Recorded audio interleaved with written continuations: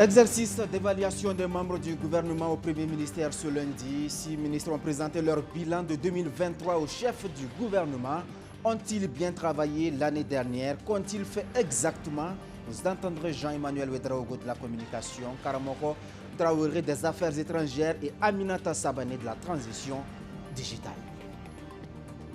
À l'ONU, l'Office national d'identification, c'est un départ à la retraite qui mobilise toutes les attentions. C'est inhabituel dans cette institution. Les travailleurs, leurs responsables, même des anciens directeurs généraux, ont tous tenu à rendre hommage à Amidou Enoko Sorgo. Qui est-il? Pourquoi fait-il autant parler de lui? Tous les détails dans quelques instants. Et puis, Vladimir Poutine reste le seul maître de la Russie pour la 5e fois. Il vient de se faire élire à la tête du pays en pleine guerre contre l'Ukraine. Score près de 90% des voix. Voilà pour l'essentiel de l'actualité de ce 18 mars. Bonsoir et merci de nous suivre. L'exercice consiste à passer au peigne fin les activités réalisées dans les différents départements ministériels. Il y a un mois, une bonne partie des ministres s'exécutaient. Aujourd'hui, l'exercice s'est donc poursuivi avec le même principe devant le Premier ministre. Les ministres de la Communication et de la Culture, des Affaires étrangères et de la Transition digitale ont défendu leur bilan de 2023. Le taux d'exécution des activités va de 86 à 95%, nous dit Madina Sionou. À cette première journée d'évaluation du contrat d'objectif des membres de l'exécutif, c'est la ministre en charge de la transition digitale qui ouvre le bal. Face au Premier ministre Apollinaire Kielem de Tambela, Aminata Sabane avait 1 heure environ pour présenter son rapport d'activité 2023. Sur 17 points inscrits dans son cahier de charge en 2023, 14 ont pu être exécutés. Il s'agit entre autres du rétablissement des services de communications électroniques dans les zones à fort défi sécuritaire et l'élaboration des avant-projets de loi d'identification électronique unique de la personne. En conclusion, le taux d'évaluation du contrat d'objectif dans ce département ministériel est estimé à 88,25%. Donc, les résultats sont satisfaisants, mais les défis restent énormes. Donc, pour cette année 2024, nous avons déjà notre feuille de route, notre lettre de mission que le Premier ministre a bien voulu nous assigner. Donc, nous allons poursuivre sur nos efforts au niveau des infrastructures. Il y a des projets pour la couverture des zones blanches, c'est-à-dire les zones où il n'y a aucun service de communication électronique actuellement. Donc, on a des activités dans ce sens-là. On a également la réhabilitation du Résina et son extension que nous allons poursuivre. Mais nous avons également la mise en place de la signature électronique qui est prévue pour cette année. À la suite du ministre en charge de la transition digitale, son collègue en charge de la communication se prête au même exercice. Les signaux au département d'Emmanuel Ouedraogo sont au vert. En 2023, plusieurs actions visant à renforcer la communication gouvernementale ont été menées. Sur le plan culturel également, 2023 était une année charnière. Taux d'exécution des activités, 95,2%. Au cours de l'année 2023, comme vous avez pu le constater, sur tous les fronts, le ministère était en première ligne. D'abord sur le front de la communication, qui est une communication de crise, une communication de guerre, mais aussi sur la question de la lisibilité, bien sûr, des actions gouvernementales. Au-delà de cela, vous avez remarqué que 2023 a été une année également de grandes manifestations culturelles. Je ne pense pas qu'on ait déjà réalisé autant d'activités culturelles majeures, parce qu'au cours de la même année, il y a eu le FESPACO, il y a eu la SNC, il y a eu la relance du CITO, il y a eu les Galiens, il y a eu les universités africaines de la communication de Ouagadougou, pour ne citer que ces manifestations. Pour clore cet exercice de redevabilité de la matinée, le ministre en charge des Affaires étrangères fait lui aussi le point de ses actions entreprises en 2023 pour le rayonnement de la diplomatie burkinabé en temps de crise. Jean-Marie Traoré et ses collaborateurs ont certes rencontré des difficultés, mais qu'à cela ne tienne, en 2023, les lignes ont bougé pour ce qui concerne la gestion de la diaspora, l'opérationnalisation de l'AES et le retrait du Burkina Faso de la CEDEAO. Au 31 décembre 2023, nous étions tout taux confondus à un niveau de réalisation consolidé de 82,5%. Donc je dirais que le complément qui nous aurait permis d'atteindre les 100% a été finalement réalisé en 2024. Mais l'un dans l'autre, nous avons pris bonne note des orientations nouvelles qui ont été données par le Premier ministre. Et nous avons reconnu ensemble que le ministère des Affaires étrangères doit être logé dans un secteur de planification qui lui est propre. Au total, 6 ministres du gouvernement KLM seront évalués ce 18 mars. Après les ministres en charge des Affaires étrangères, de la communication et de la transition digitale, ce sera au tour des ministres en charge de la Défense, de l'Éducation nationale et des Mines de défendre leur travail au titre du 4e trimestre de 2023. Après présentation de leur rapport, chaque ministre a reçu de nouvelles instructions pour la poursuite de la mise en œuvre de leur contrat d'objectifs en 2024. Un exercice de redevabilité qui a concerné, vous l'avez entendu, le ministre des Mines également, Yacouba Zabregouba, dont la priorité reste cette année la relecture du code minier. L'annonce a été faite la semaine dernière à l'Assemblée législative de transition. Mais pourquoi une autre relecture en moins de 10 ans ? Eh bien, le gouvernement veut voir clair dans le paysage et la coulée de l'or dans les sociétés minières. Bien qu'ayant un dispositif réglementaire de contrôle, les services techniques du ministère en charge des mines n'assistent pas à ces processus importants. Une révision donc devrait permettre de rectifier le tir à ce niveau et dans bien de points du domaine. C'est le sujet abordé dans la chronique économie de ce lundi. Elle est signée Archimède Boy.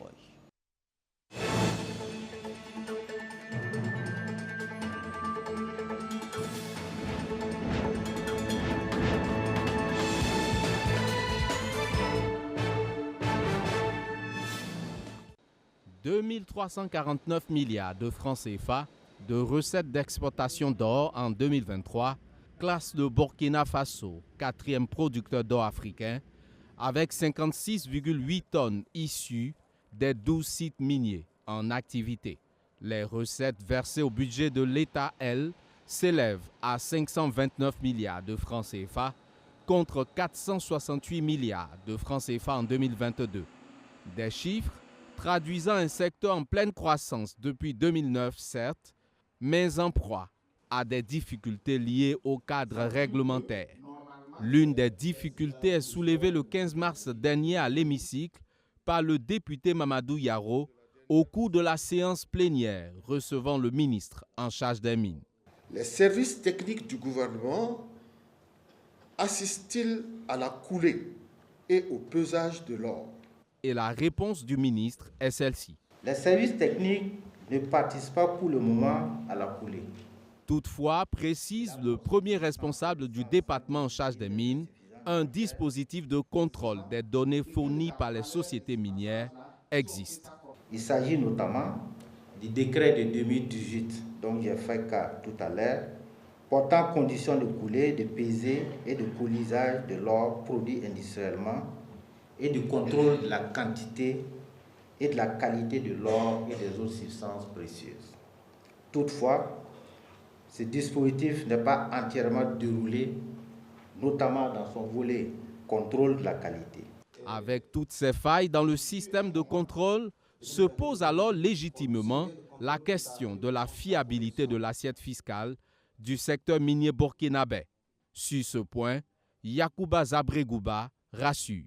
Toutes les régies des recettes du ministère en charge des Finances, notamment la Direction générale des douanes, la Direction générale des impôts et la Direction générale du Trésor et de la comptabilité publique, sont pleinement impliquées dans le processus de mise en œuvre de ces textes d'application. Pour ce qui concerne la base d'imposition des droits, taxes et redevances minières, directement liées à l'octroi, à l'occupation de la superficie et à l'exploitation minière, les bases sont fiables et les textes sont bien appliqués dans leur ensemble. Le salut du secteur viendra donc du nouveau code minier en relecture. Avec certainement la révision du code minier en cours, ce dispositif sera revu pour permettre aux services de contrôle de jouer pleinement la mission qui leur est assignée.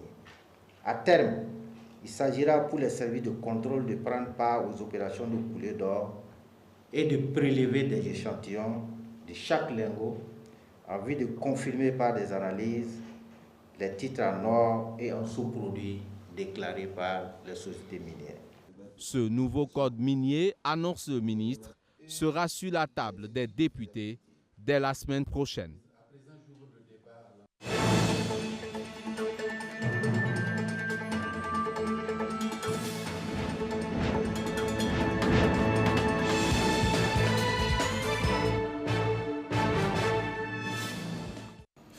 L'or, un important produit d'exportation pour le Burkina Faso. À côté, il y a cet autre produit, notamment l'oignon. Grâce à lui, le Burkina Faso se place au deuxième rang des pays exportateurs d'oignons en Afrique de l'Ouest. Mais les acteurs ne comptent pas se limiter à un si bon chemin. Il est question d'accroître les productions. Eh bien, ils peuvent compter sur le PRSA, le programme de résilience du système alimentaire en Afrique de l'Ouest. De quoi s'agit-il exactement? Toutes les précisions avec Archimède Boy. Avec plus de 300 000 tonnes produites en 2018, le Burkina Faso est le deuxième pays exportateur d'oignons en Afrique de l'Ouest, après le Niger. Et les acteurs de la filière nourrissent l'ambition d'accroître leur production les années à venir. Une ambition soutenue par le PRSA, le programme de résilience du système alimentaire Burkina Faso. Cette organisation, après 2 semaines de formation à Koudougou dans le centre-ouest, installe ses acteurs de la filière oignon dans sa plateforme d'innovation en les engageant à produire en quantité et en qualité. Nous avons des avantages comparatifs en ce qui concerne la production d'oignons, comme Madame l'a si bien dit. Nous produisons de l'oignon de très bonne qualité, prisé à l'extérieur. Ce qui fait que pour ceux qui sont de la boucle du Mou, ce n'est pas M. Ignoli qui me dirait le contraire. Les camions viennent chaque fois charger et partir. C'est parce que notre production est de qualité que les camions traversent les frontières pour venir ramasser. Cela vous interpelle, nous interpelle à maintenir le cap sur la qualité. Soumaïla Yonli, président de l'interprofession filière oignon du Burkina Faso, invite ses camarades à être à la hauteur des attentes de ce projet financé à hauteur de 72 milliards de francs CFA par la Banque mondiale et ses partenaires. Grâce au projet, avec les rencontres que nous avons pu mener, aujourd'hui, nous regardons un seul chemin. Parce que la filière, ce n'est pas les producteurs seulement, ni les fournisseurs seulement, ni les commerçants, ni les transformateurs. C'est nous tous ensemble. On nous a montré le chemin que nous allons prendre pour travailler, en tout cas pour améliorer la vie des producteurs, transformateurs et commerçants et fournisseurs, pour que nous puissions vraiment résoudre beaucoup de problèmes. Pour le représentant du ministère en charge de l'agriculture, cette initiative cadre bien avec l'offensive agro-pastorale lancée par son département.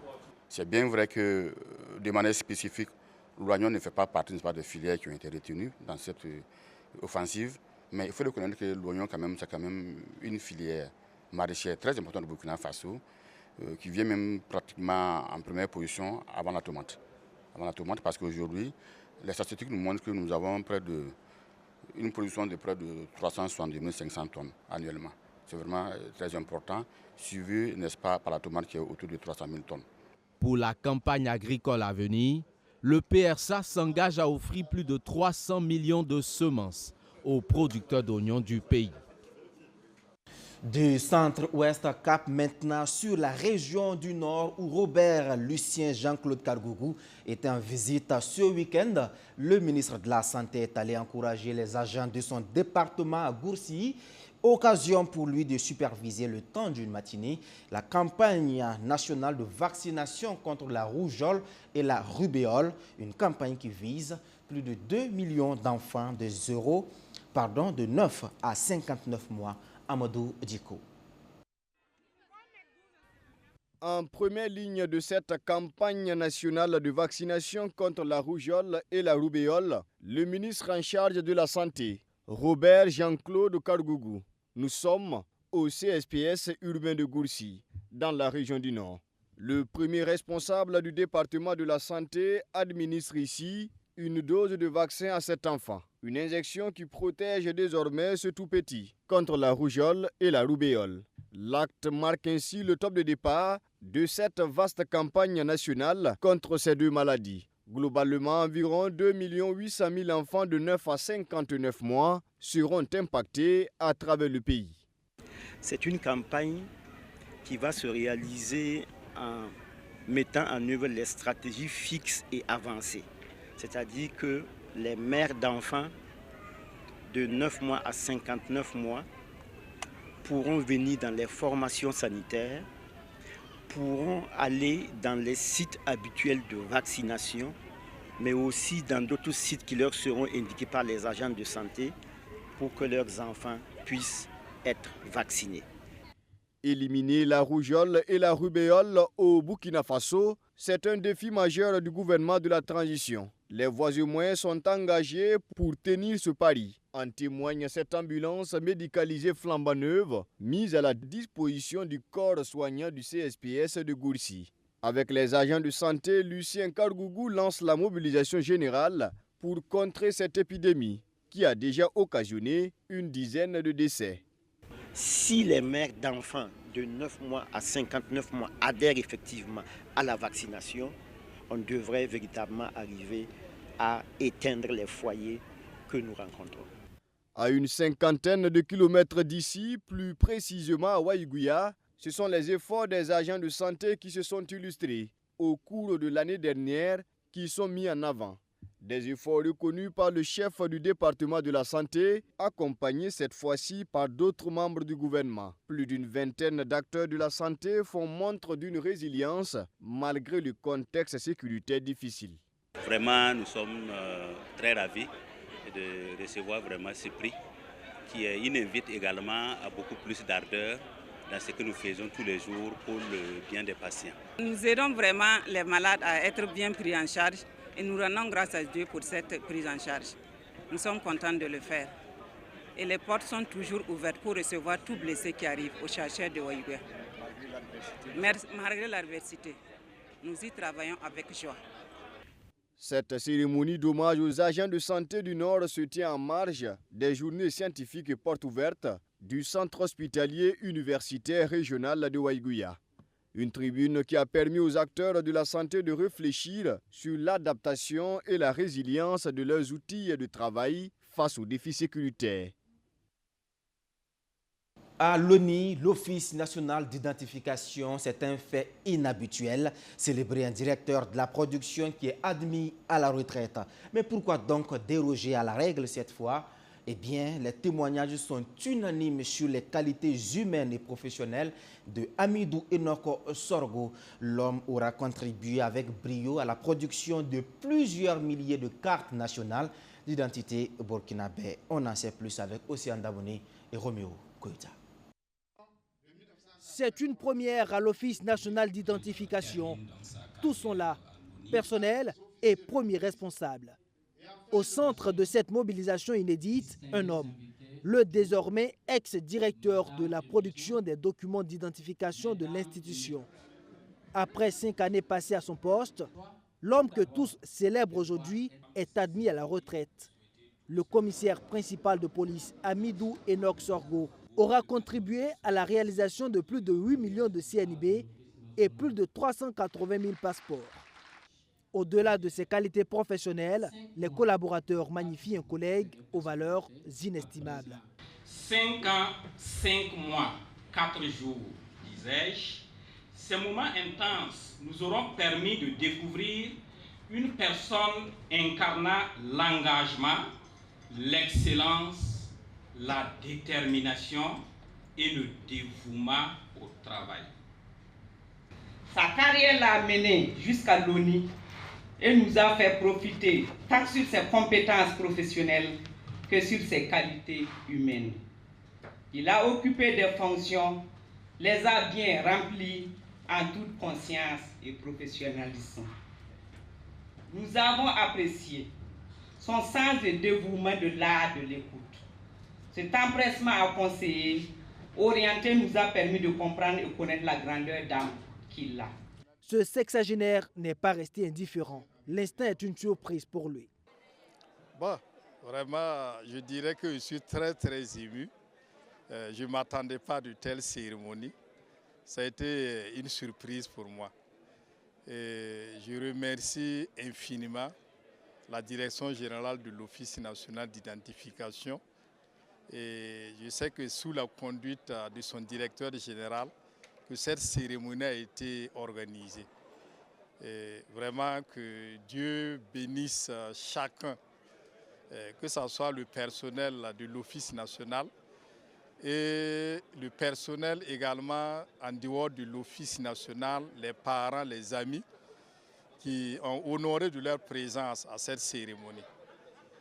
Avant ce dernier poste, il était chef de la police spéciale de l'aéroport international de Ouagadougou et responsable de la division de la migration à la direction générale de la police nationale. En 2023, il est fait chevalier de l'ordre de l'Étalon avec agrafe sécurité. Hommage également au professeur historien Moussa Willy Batanga, admis à la retraite. C'était à l'occasion d'un colloque international sur le thème « L'Afrique face à ses défis, logiques du passé et dynamique actuelle ». Un colloque donc international qui a planché sur cette question. Plus concrètement, il s'est agi pour les historiens et autres experts d'appeler à la prise en compte des travaux de leurs recherches dans la lutte contre le terrorisme. Au-delà, d'autres conclusions ont été faites sur les diasporas africaines et leur contribution au développement socio-économique du continent. Risnata Ouedraogo, Maxime Ilboudou. Après 2 jours de rencontres, d'échanges et de partage d'expériences, les conclusions du colloque international sur l'Afrique face à ces défis sont connues. Ces historiens en histoire économique proposent la rédaction d'un ouvrage sur l'histoire des migrants au Burkina Faso. L'idée est de mettre la diaspora à contribution dans le développement socio-économique du pays.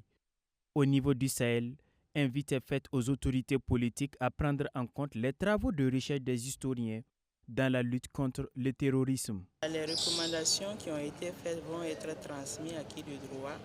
Voilà nos autorités déjà universitaires et les autorités politiques, déjà notre ministère. Voilà, ça sera transmis à leur niveau. Il s'agira surtout d'instruire les communications qui ont été faites. Et à la suite de ces instructions, voilà, il y aura la publication des différents actes, voilà, qui sera mis à la disposition de la communauté universitaire, la communauté nationale et internationale. Cette rencontre est également une occasion pour rendre hommage au professeur Moussa Willy Batanga, enseignant en histoire qui fera valoir ses droits à la retraite en fin d'année 2024. Décidé de m'honorer, évidemment, cela me va au cœur. C'est un peu une tradition universitaire, mais ce n'est pas une obligation. Et surtout là, ils l'ont fait avant que je ne parte à la retraite. C'est un signe très fort.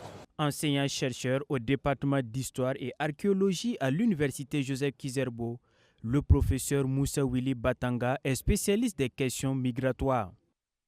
Vous l'aurez compris, le professeur Moussa Willy Batanga sera admis à la retraite à partir de la fin d'année 2024. Restons dans le monde universitaire où l'université Joseph Kizerbo accueille officiellement ses 400 doctorants nouvellement recrutés à l'école doctorale. L'instant se veut solennel pour fixer le cap pour ces étudiants qui s'apprêtent à entamer un nouveau parcours. Joseph Stéphanie Ouattara, Alexa Balora, Maxime Ilboudou. Devant leur maître et futur encadreur, 400 doctorants nouvellement recrutés à l'école doctorale de l'université Joseph Kizerbo font officiellement leur entrée académique. La cérémonie est solennelle. Elle permet ainsi aux étudiants de démarrer leurs travaux de recherche. Avant de présenter leur thèse, ils doivent apprendre un peu plus à l'école doctorale sciences et technologiques. Occasion pour les professeurs titulaires de prodiguer des conseils aux doctorants.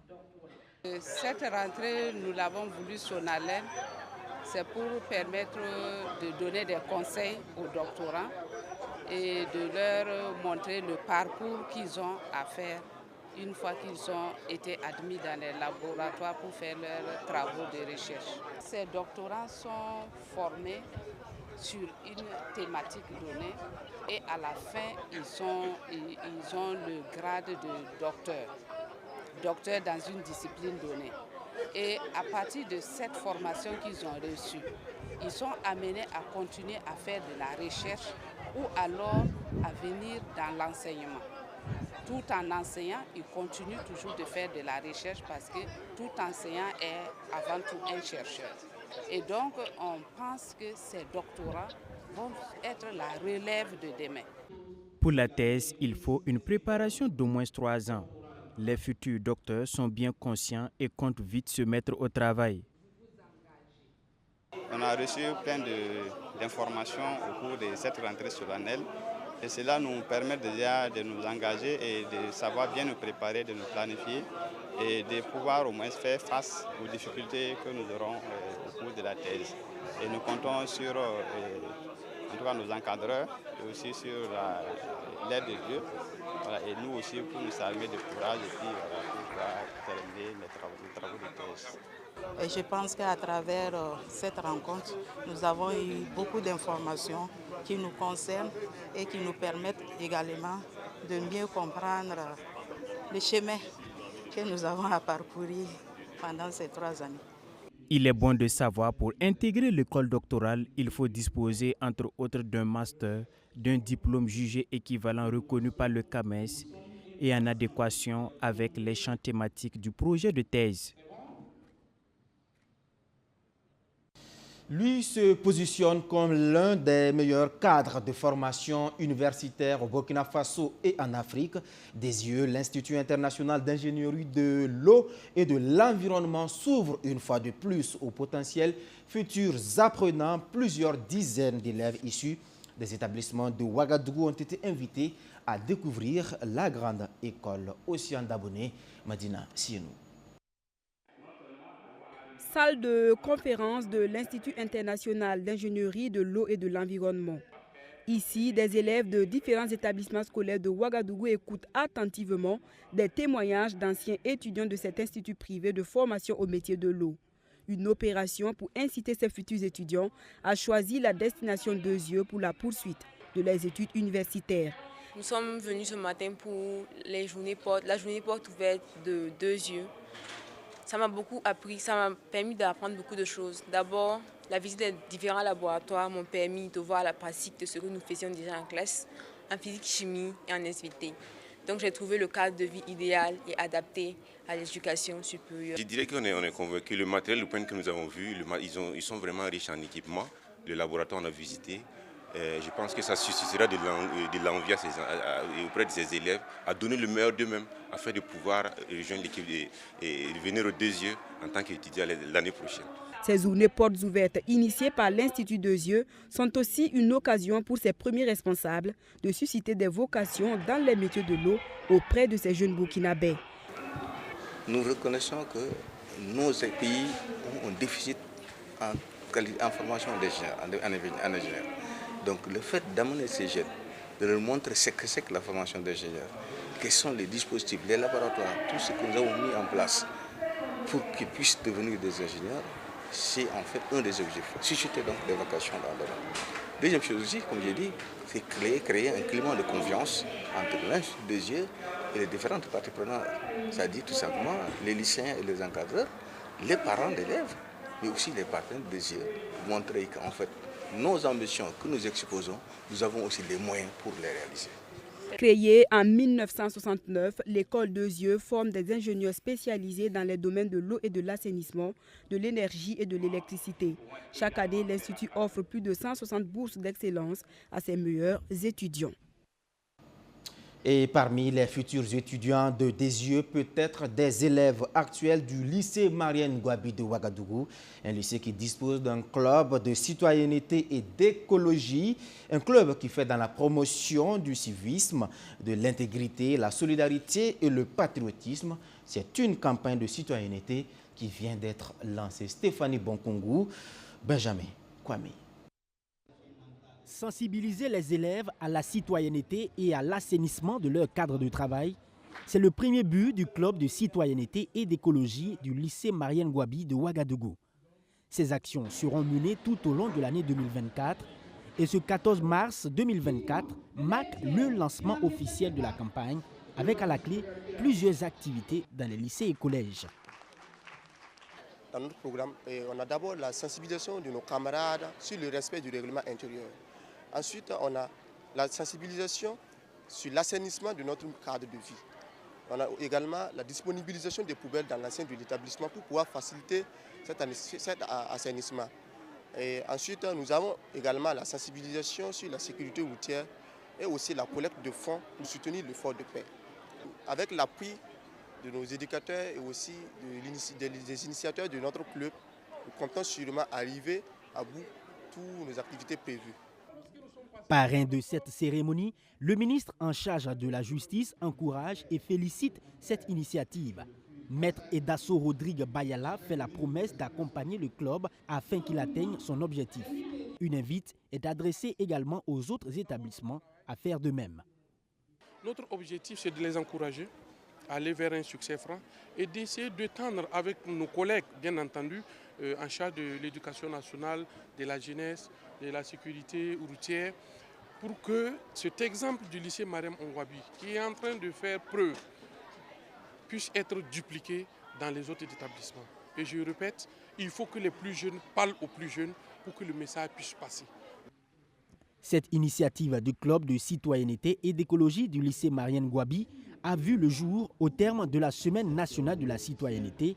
Les élèves avaient été interpellés par l'autorité afin d'entretenir et rendre toujours sain son cadre de travail. C'est une victoire sans surprise en Russie. Les analystes parlent de scores sans précédent depuis la fin de l'ère soviétique. Vladimir Poutine totalise près de 90% des voix de la présidentielle. Il est réélu pour la 5e fois à la tête de la Russie. En 25 ans de pouvoir, il vient de réaliser son meilleur score à une élection présidentielle. Avec plus de 87% des suffrages en sa faveur, Vladimir Poutine a été réélu, sans surprise, pour un 5e mandat à la tête de la Russie. Le maître du Kremlin avait face à lui 3 opposants sans réel poids politique. Dans son discours après sa victoire, Vladimir Poutine a d'ailleurs pour la première fois mentionné un autre opposant, Alexei Navalny, mort en détention le 16 février. Le président russe est revenu sur un possible accord d'échange de prisonniers qui aurait été conclu peu avant la mort de l'opposant. Вы можете мне поверить, можете нет. Человек, который со мной говорил, еще фразу не закончил. Я сказал, я согласен. Но, к сожалению, вот случилось то, что случилось. Только при одном условии сказал, что мы его поменяем, чтобы он не возвращался, пускай там сидит. Вот и все. Но это случается. Ничего здесь с этим не поделаешь. Plus de 112 millions d'électeurs étaient appelés aux urnes dans tout le pays, mais également dans les territoires ukrainiens occupés par la Russie. Selon l'agence officielle russe TASS, le taux de participation à cette présidentielle serait de près de 74%. Et avec cette victoire, Vladimir Poutine, 71 ans, restera au pouvoir au moins jusqu'en 2030. Une situation dénoncée par plusieurs capitales occidentales où se sont déroulées des manifestations, comme ici à Prague. Malgré une répression importante avant et pendant l'élection, l'opposition russe, emprisonnée ou en exil, a malgré tout tenté de faire entendre sa voix. À Moscou, plusieurs personnes venues rendre hommage à Alexei Navalny ont recouvert sa tombe de fleurs et de bulletins de vote. Fin de ce journal. Merci à tous de nous avoir suivis partout au Burkina Faso et plus précisément depuis le chaleureux quartier de Tampouy à Ouagadougou. À demain pour d'autres actualités. Bonsoir.